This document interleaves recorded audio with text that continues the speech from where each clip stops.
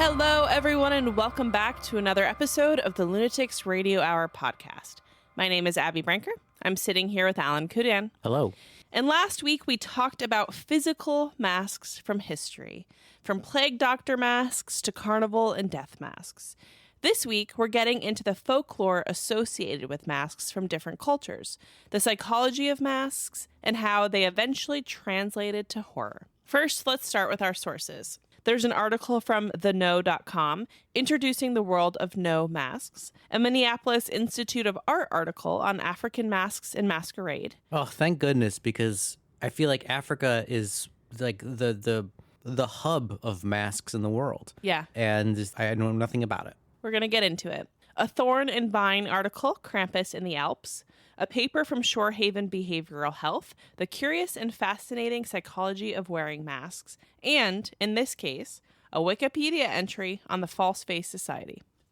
Not only do we get to learn about African masks, which fascinates me quite a bit, but Krampus is going to make an appearance? He always does. Not always. This is a treat. I don't think there was a single mention of Krampus on the Dracula episode. But we'd have to fact check that to know for sure. That's fair. Cultures around the world have used masks in rituals, performances, and, of course, other ways. Some of these cultures also claim that these masks transcend from an object to something more spiritual. Japanese Noh theater, NOH, is one of the world's oldest continuously performed theatrical traditions and has relied on masks for more than 6 centuries to transform performers into characters that range from young women to elderly men to gods. So Noh theater is different from kabuki. So I'm just reading off Google. Noh and kabuki are the 2 most famous traditional Japanese theatrical arts, but they are exact opposites in style and origin. Noh is an ancient, slow, and minimalist art form designed for the elite, while kabuki is vibrant, action-packed, and highly visual entertainment for common people. I would have thought it was the opposite. Performers in the Noh tradition also transformed, in addition to gods, into demons, ghosts, and spirits. As characters, of course, right? Although masks had been used in earlier Japanese religious ceremonies and performance traditions, the standardized Noh masks familiar today developed during the Muromachi period, which was 1336 to 1573.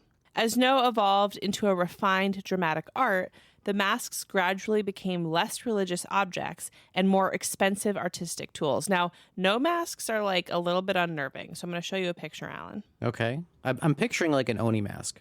Oh, yeah, these are super different from that. Yeah, so what you're showing me right now, it looks like the girl from The Grudge.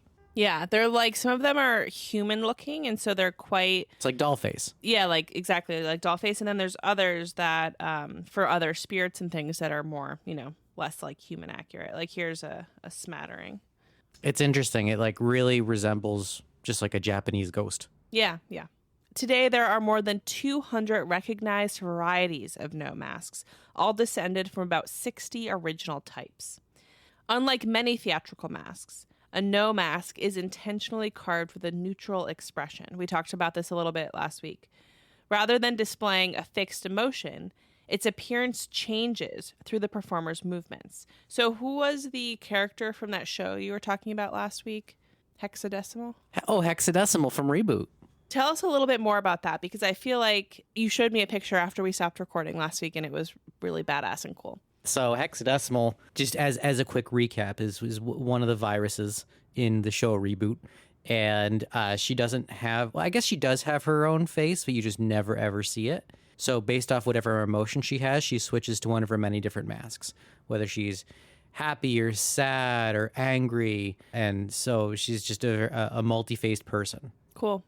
But she uses the masks as her own faces.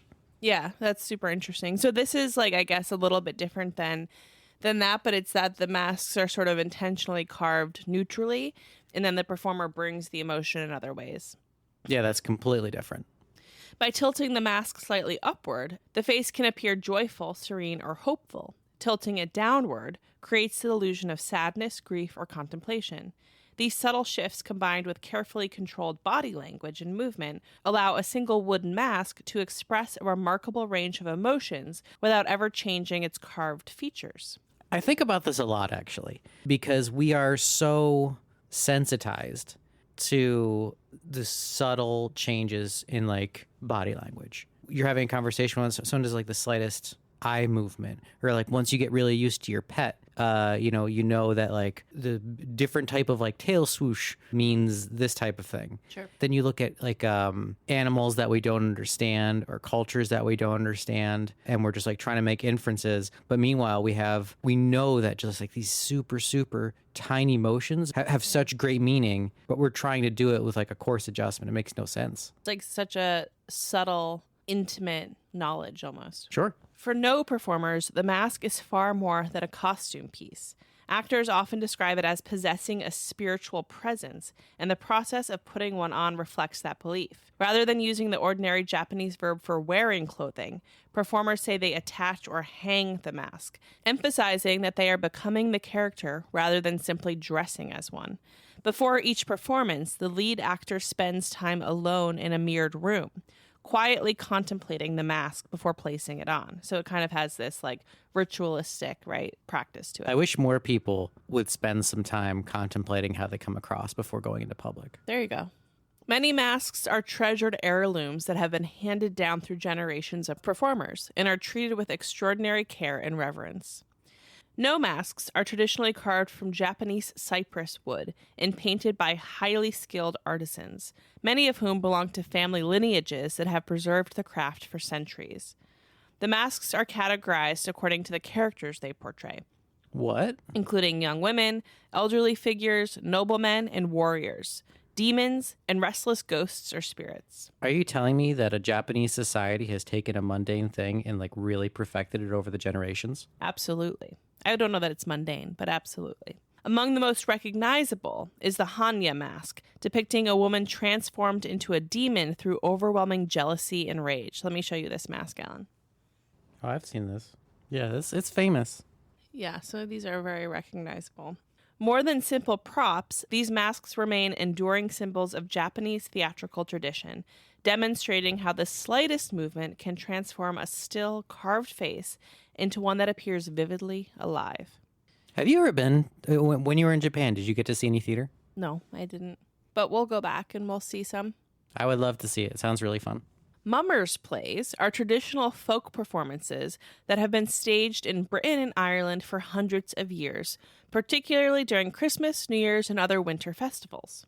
Performers, known as mummers, often disguise themselves with masks, painted faces, veils, or elaborate costumes that concealed their identities as they traveled from house to house performing stories of combat, death, and miraculous resurrection. The anonymity provided by the masks allowed ordinary villagers to temporarily step outside of their everyday social roles and portray kings, heroes, doctors, fools, or supernatural figures. While the exact origins of mummers' plays are debated, many scholars believe they preserve elements of much older seasonal customs, celebrating the death of winter and the return of spring. Today, many mumming groups continue to perform these plays. Switching continents, the False Face Society is one of the traditional medicine societies of the Haudenosaunee Confederacy, also known as the Iroquois Confederacy. Rather than being theatrical or ceremonial costumes, the society's wooden masks are considered sacred objects used in healing rituals. According to the Haudenosaunee tradition, the masks represent a powerful spirit who was given the responsibility of protecting people from illness and disease. Members of the society perform ceremonies intended to restore both physical and spiritual well-being, emphasizing that health is closely connected to the balance of the community and the natural world. According to Haudenosaunee oral tradition, the masks trace their origin to a story in which the creator challenged a powerful spirit to a contest to see who could move a mountain. Oh yeah? How'd that go? When the spirit looked back before the contest had ended, the mountain struck his face, leaving it permanently twisted. The mountain struck his face. That's right. How does that happen? A little bit of blowback, you know? The creator recognized the spirit's power and entrusted him with protecting humanity from sickness. From that point on, people were instructed to carve masks in the spirit's likeness and call upon his healing abilities through ceremony, prayer, and the offering of tobacco. The mask's distinctive crooked nose and exaggerated features reflect this origin story. The masks themselves are created with great care and respect. Traditionally, they are carved directly into living trees before being cut free. Whoa. Which I really love, reflecting the belief that they possess a living spiritual presence. They are often painted red or black depending on when they were carved, and finished with horsehair or other natural materials. During ceremonies, members wearing the masks travel through homes and community spaces, using rattles, songs, tobacco, and other rituals to symbolically drive away illness and negative spirits. These ceremonies continue to be practiced by many Haudenosaunee communities today. An important aspect of the False Face Society is that many Haudenosaunee people do not view these masks as museum pieces or works of art. Instead, they are regarded as sacred beings that should not be bought, sold, or publicly displayed. Whoa. In 1995, the Haudenosaunee Grand Council formally called for the return of ceremonial masks from museums and private collections, and asked that photographs and commercial reproductions of the masks no longer be circulated. Their position reflects the belief that the mask's significance lies in their spiritual purpose and their role within the community, not in their artistic or historical value alone. Switching gears again and continents. Alan, you remember when we watched Hellier? Which one was that? Did you ever get to season 2? Yeah, I got to season 2. So you should be very familiar with the Green Man. Of course. The Green Man is one of Europe's oldest and most enduring symbols, appearing as a human face surrounded by or emerging from leaves, vines, and branches.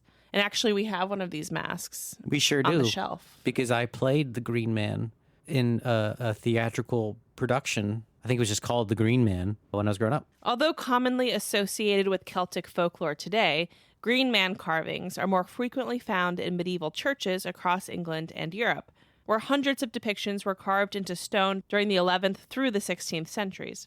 Historians continue to debate the figure's origins. Some believe the Green Man represents the cycle of death and rebirth found in nature, while others see him as a symbol of renewal, fertility, or humanity's connection to the natural world. The name Green Man itself is surprisingly modern, popularized by folklorist Lady Raglan in a 1939 article, even though the image is centuries older.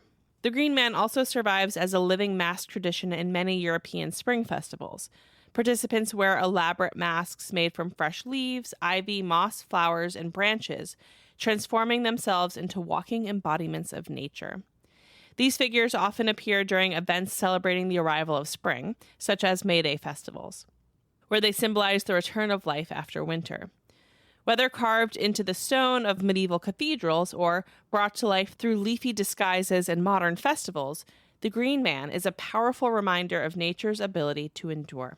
African ceremonial masks are also incredibly fascinating. And to your point, Alan, there's so much to talk about here. I don't even know where to start. Unlike many masks in Western traditions, African masks are not simply objects to be viewed. Across many cultures throughout the continent, masks are meant to be activated through performance. When worn during a masquerade, the mask, costume, music, and the dance work together to transform the wearer into a spiritual being, ancestor, animal, or a force of nature. So it's sort of part of this bigger tradition or practice, right? Where you put on the mask, you put on a costume, there's music, and then suddenly this person is transformed or possessed by some kind of ancestral spirit. I get it. Or, again, an animal or a force of nature. In many traditions, the person beneath the mask is no longer regarded as an individual, but as the spirit itself. Because of this belief, masks are typically worn with full-body costumes made of raffia, cloth, and other materials that completely conceal the performer's identity. It's similar, I guess, in some ways, too, to what we talked about last week with Carnival, right? Where you're using the mask to kind of, for different reasons, but to strip away who you are on this earth right now and to transform into somebody else or to, whatever. You get what I'm saying. It's a full embodiment of the character. Yeah. African masquerades serve a wide variety of purposes depending on the community and region. And of course, right, this is very condensed history and cultural references that we could talk about much more nuanced. Right. You're talking about an entire continent's worth of culture. Yes. They may celebrate important life transitions, such as the passage from a childhood to adulthood, honor ancestors during funerals, promote fertility, bless the harvest, or seek protection from disease, war, and natural disasters. In some societies, masks are also used to reinforce social order, with the elders calling upon ancestral spirits to help settle disputes or judge crimes. Others appear during royal ceremonies, festivals, or community celebrations, demonstrating that masks are woven into many aspects of cultural, spiritual, and civic life. The masks themselves are remarkably diverse in appearance. Some depict idealized human faces, representing beauty, wisdom, or, again, ancestors, while others take the form of powerful animals, such as elephants, antelopes, chimpanzees, or birds. Many combine both human and animal characteristics, symbolizing the combined strength and spiritual qualities of each. African masks also vary greatly in construction. Some are worn over the face, others cover the entire head like a helmet, and still others rest on top of the head as elaborate headdresses. Many are carved from a single piece of wood and decorated with pigments, beads, shells, feathers, metal, raffia, or cloth, though not all are made of wood. The creation of a ceremonial mask is often considered a sacred process. Skilled woodcarvers, traditionally trained through apprenticeships, produce masks according to the artistic conventions of their communities. Once completed, many masks undergo rituals in which elders ceremonially invite a spirit to inhabit the object, giving it symbolic power. When a mask is retired from ceremonial use, another ritual may be performed to release that spirit. I like that. For many African communities, the true significance of a mask lies not in the carved object alone, but in the living performance that brings it to life through dance, music, costume, and of course, ceremony. Very cool. Now, like we said, we have talked about Krampus many times on this podcast. Uh-huh. But we haven't really gotten into the particular practice of making and wearing Krampus masks as part of festivals. We've never talked about this.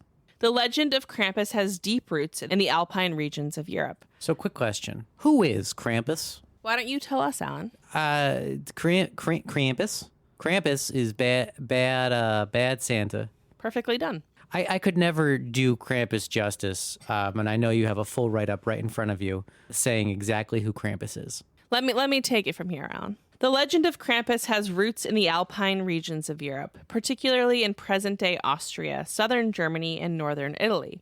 Many historians believe that the tradition predates Christianity, originating in pagan winter solstice festivals, where villagers wore frightening masks and costumes to represent the wild spirits believed to roam the darkest days of the year.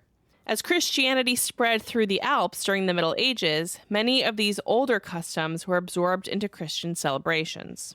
Over time, the horned winter spirit became associated with the Feast of St. Nicholas, transforming into the figure known as Krampus, who served as the saint's fearsome counterpart. I mean, horned evil Santa is just so freaking cool. In Alpine folklore, Krampus is described as a terrifying creature that is half man and half goat, covered in shaggy fur and equipped with horns, fangs, cloven hooves, and a long tongue, a la Gene Simmons. While St. Nicholas rewards well-behaved children with gifts on December 6th, Krampus is said to visit naughty children the night before on Krampusnacht, which is December 5th. Armed with bundles of birch switches, he punishes misbehavior with a symbolic whipping, and in older versions of the legend, carries the worst offenders away in a basket. Although these stories were meant to encourage good behavior, they also preserved echoes of much older beliefs about winter spirits and the struggle between order and chaos. And if anyone would like to know more about Krampus, please read Krampus by Brahm. Is it historically accurate? No. But is it a lot of fun? Heck yeah. There you go. I reread it last Christmas. It was a good one. Christmas in July, isn't that what they say? No, Christmas is in December. Today, the tradition is kept alive through Krampuslauf, or Krampus runs, held throughout the Alpine region. During these events, participants wear elaborate handmade costumes and masks while charging through the streets, ringing massive cowbells, carrying torches, and playfully chasing spectators. Should we go? I feel like it's kind of scary. Sounds kind of dangerous. I don't like that they run at people. I've seen videos online. As long as you're armed yourself, it's fine. In South Tyrol, Italy, and neighboring Austria, these processions remain an important part of local Christmas culture, blending folklore and craftsmanship. And really, they're just like this community celebration. Uh-huh. Though intimidating in appearance, modern Krampus runs are largely festive events that attract thousands of visitors each winter. One of the most striking elements of the tradition is the craftsmanship behind the masks. Authentic Krampus masks are hand-carved from stone pine. Stone pine. Stone pine, which is, I now know, a specific type of pine, also called Pinus pinea. Pinus. Or other local woods by skilled artisans, with each piece taking many hours to complete. Carvers carefully shape snarling mouths, exaggerated brows, and deeply furrowed faces before adding real goat or ram horns, glass eyes, fur, and layers of paint to create a uniquely terrifying expression. I will say that my favorite Krampus mask of all time comes from the movie Krampus from 2015, where Krampus is presumably wearing like the skin of Santa as his mask. Yeah, that's pretty horrifying. It's crazy look because you can see his mouth behind the mouth. Yeah. Ooh, I don't like it. No two masks are exactly alike, and many are considered works of folk art as much as costumes. Rather than simple Halloween-style disguises, these handcrafted masks help transform the wearer into the legendary creature itself. And these traditions are just few of many, right? Let's talk about really quickly some other mask traditions around the world that we're just going to briefly touch on. For example, although closely related to Carnival, Mardi Gras developed its own traditions, especially in New Orleans. Yeah, with the beads. Masks became legally required for float riders to preserve anonymity and encourage participation across social classes. Wait, masks are legally required? Historically. Oh. Today, they remain one of the defining symbols of the celebration. Dia de los Muertos festivals in Mexico use masks. While face painting is more common today than physical masks, carved skull masks and calavera imagery have long been part of celebrations honoring deceased loved ones. The skull represents remembrance rather than fear, emphasizing that death is a natural part of life. Nuo opera masks in China originated in ancient rituals meant to drive away evil spirits and disease. The brightly painted wooden masks portray gods, ancestors, mythical heroes, and demons, and are still used in performances and ceremonies in several regions in China. In South Korea, Hahwei Bushin Gutal No Ri. Sorry, what was that, Abby? You heard me. Dates back to the 12th century. This traditional masked dance combines comedy, satire, and ritual. Performers wear distinctive wooden masks to parody aristocrats, monks, and other members of society, while also invoking blessings for the community. During Techu festivals, monks perform sacred dances wearing elaborate masks representing wrathful deities, animals, skeletons, and spiritual protectors. These dances are believed to bring blessings and teach Buddhist lessons to spectators. In Indonesia, the barong, a lion-like guardian spirit, is portrayed using a massive carved mask and costumes operated by two performers. Traditional dances reenact the eternal struggle between good and evil, making the mask a sacred rather than theatrical object. Basel's Carnival in Switzerland is famous for the enormous hand-painted masks called larven. Participants remain anonymous throughout the festival, and many masks satirize politicians, celebrities, or current events. So, we've established that people and cultures from across history and the globe have used masks for various performances and rituals. But why? Let's talk about the psychology of masks. This comes from the Shorehaven behavioral study that we cited at the top. Masks have long been more than just simple disguises. When a person puts on a mask, they often feel less constrained by everyday expectations and may become more confident, expressive, playful, or bold. Part of this effect comes from the fact that humans rely heavily on faces to understand one another. This reminds me, growing up, we had a Purim carnival, and one year, my brother dressed as Winnie the Pooh in like the full like mascot level. Can you tell us what a Purim carnival is? Without getting into the history of Purim, just know that it's basically like Jewish Halloween when it comes to the appearance. There's a carnival, there's costumes, everything. Got it. And it tells the whole story of Purim, which was a historical event. My brother dressed as Winnie the Pooh, and again, full mascot level. So you look, it was elaborate, and so you could not tell who he was at all. And what did he do? He scared me. Tell us what he did. He ran up to me and he grabbed me. What this reminds me of a little bit too is like in the way that masks historically have provided anonymity for people, computers kind of do that now. in a way, right? People can interact with other people online without anybody knowing who you are. Oh, sure. Online anonymity. Yeah, and it's not quite the same because you're not doing it. Right? It's different, but it's kind of like worth noting that there's this. Sometimes I think humans have this desire to be able to move more boldly in the world because they're a little bit protected. I'm going to butcher the quote, but it's something along the lines of like masks let you be your true self. Yeah. Speaking of Gene Simmons, he has a great quote, or maybe it was Paul Stanley. It was one of the members of KISS, but he was mentioning how it's often said that money changes people. It's not so much that it changes you into a different person, but he said that money changes you into the worst version of yourself. So if you're still a really good person, you're going to be fine. But if deep down inside you're a piece of shit, money's going to bring that out. Yeah. I thought that was cool. It's like point. It's like the anonymity of a mask. Right. Yeah, exactly. We constantly, so as humans, we constantly read facial expressions to judge emotions, intentions, and trustworthiness for right or wrong. When those familiar cues are hidden, the masked person can seem mysterious, intimidating, or even supernatural.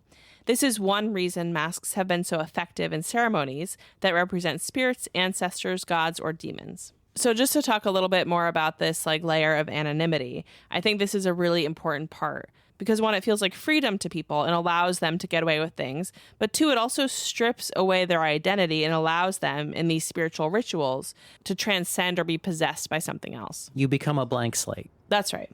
Hence why the group Anonymous wears masks. There you go. In traditional performances like Japanese no theater or African masquerades, masks help performers fully become the character or spirit they are portraying. In this way, masks occupy a unique place between hiding and revealing. They conceal a person's identity, but they can also reveal emotions, desires, and behaviors that might otherwise be hidden. That paradox is part of what has made masks so fascinating across cultures for thousands of years. I also think masks are used so often in horror because it's scarier to look at something coming towards you and to not know who they are really or what they look like, right? And of course, there's also this sense of uncanny valley where you kind of are adding an animation to what's clearly an inanimate object. I mean, Michael Myers is such a great example. He's wearing a mask that is just basically a blank slate.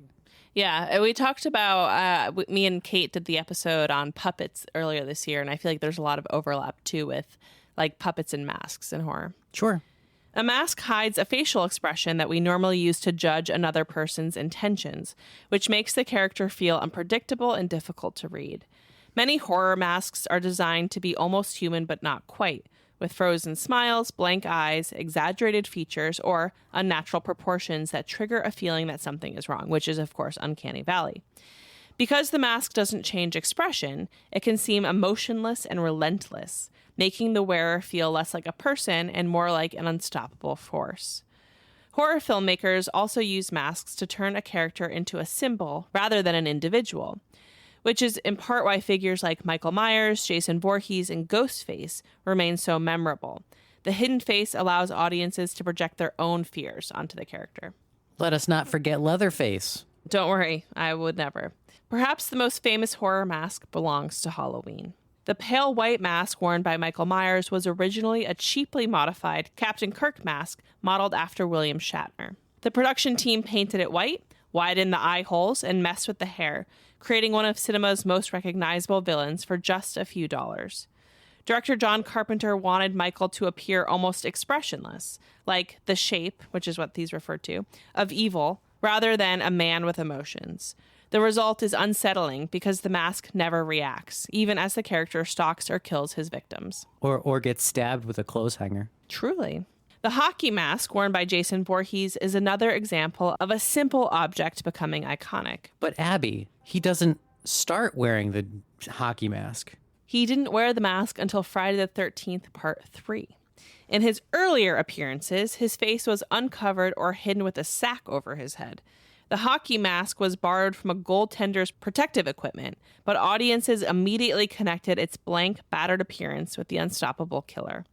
Over the years, scratches, dents, and weathering became part of its identity. Like, there's kind of these iconic moments where, like, what is it, in the fourth or fifth or sixth one, There's so many. He gets like chopped, right? Like that sticks, that chip stays in the mask for the rest of the series. Yeah, that big gouge is in the mask for the rest of the series. Yeah. But also as he dies and resurrects and everything, the mask like sort of fuses into his face. Not entirely, because it still gets ripped off sometimes. You never see his face, really. Yeah. But it's on there. It's on there good. In Scream, the mask works for a different reason. The now famous ghost face costume was actually discovered by the filmmakers during location scouting, which is kind of creepy. And they built the killer's appearance around it after obtaining the rights to use the design. Inspired in part by The Scream, the painting, of course, the elongated face appears frozen between a scream and a grin. Unlike Michael or Jason, however, anyone can wear the mask, right? It's not like interwoven with that specific character.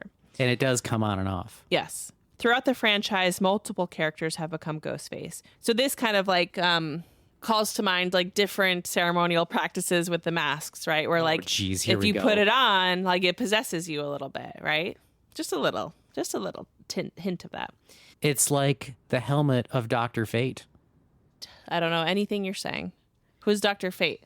Dr. Fate is a member of the Justice League, and he's famous for having this like golden helmet that completely obstructs his face. Only his eyes are showing. And it is the earthly anchor that is linked to the Lord of Order named Naboo. You've totally lost me.